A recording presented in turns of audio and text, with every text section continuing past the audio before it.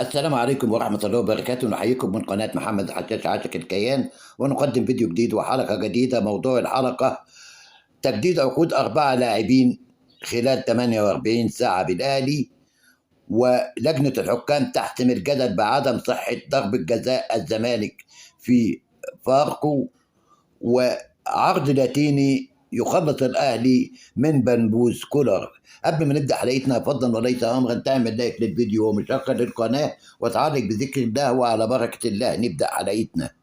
حكام تحسم الجدل حول عدم صحة ركلة جزاء الزمالك أمام فاركو.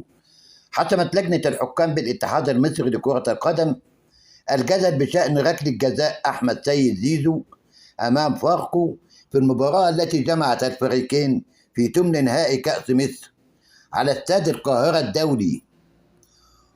وقال مصدر داخل لجنة الحكام في تصريحات خاصة: الزمالك لا يستحق ركلة جزاء أمام فاركو، وكان لابد من عودة طارق مجدي على الأقل لتقنية الفار، لأنه لو قرر وعاد كان سيحسم الأمر بعدم احتساب ركلة جزاء للزمالك، خاصة أن الالتحام كان طبيعي جدا. تجديد عقود 4 لاعبين في الأهلي خلال 48 ساعة. كشف مصدر داخل شركة الكرة في النادي الأهلي أن إدارة التعاقدات بقيادة أمير توفيق تستهدف تجديد عقود 4 لاعبين في الفريق الأول لكرة القدم بالنادي خلال 48 ساعة المقبلة.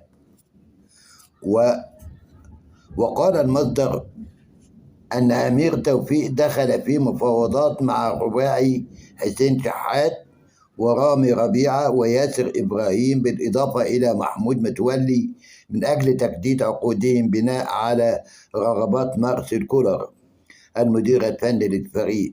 وتنتهي عقود الثلاثة حسين الشحات ورامي ربيعة وياسر إبراهيم بنهاية الموسم الجاري، بينما ينتهي عقد محمود متولي نهاية الموسم المقبل.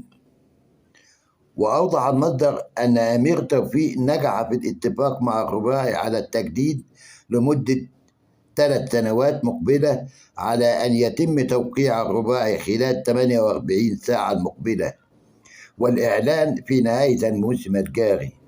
وأضاف أنه تم الاتفاق مع حسين الشحات على تقاضيه راتب الفئة الأولى، والذي يصل إلى 15 مليون جنيه في الموسم، بينما يحصل ياسر إبراهيم ورامي ربيعة ومحمود متولي على راتب الفئة الثانية، والذي يصل إلى 9 ملايين جنيه في الموسم.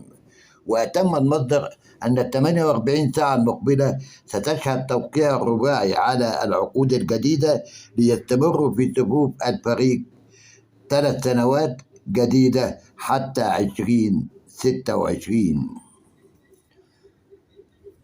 ويستعد الأهلي لمواجهة منتخب السويس في تمام الساعة 8:30 على استاد القاهرة الدولي، وتنقل المباراة على قناة أون تايم سبورت 1، ويعلق عليها كل من أمير محروس وهشام معمر، ويقدم الاستوديو التحليلي المذيع كريم خطاب، ويحلل اللقاء نجوم الكرة المصرية كابتن الشيخ طه إسماعيل ومحمد عمر وشادي محمد وعماد متعب.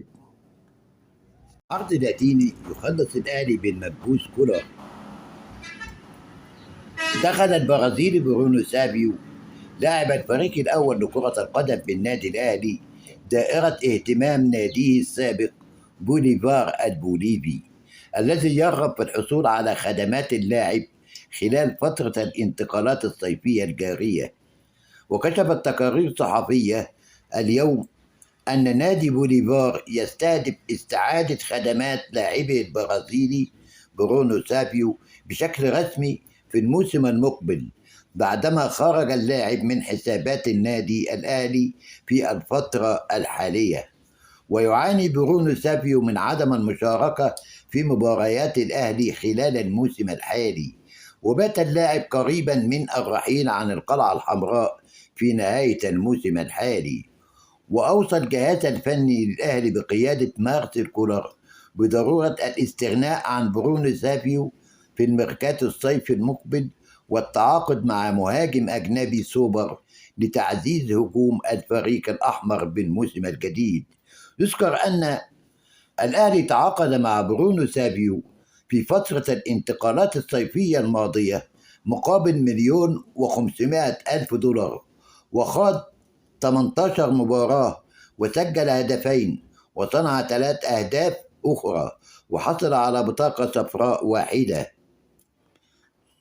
قبل ما نختم حلقتنا، فضلا وليس امرا تعمل لايك للفيديو ومشاركه للقناه وتعلق بذكر الله، والى اللقاء في حلقه جديده من قناه محمد الحجاج عاشق الكيان، والسلام عليكم ورحمه الله وبركاته.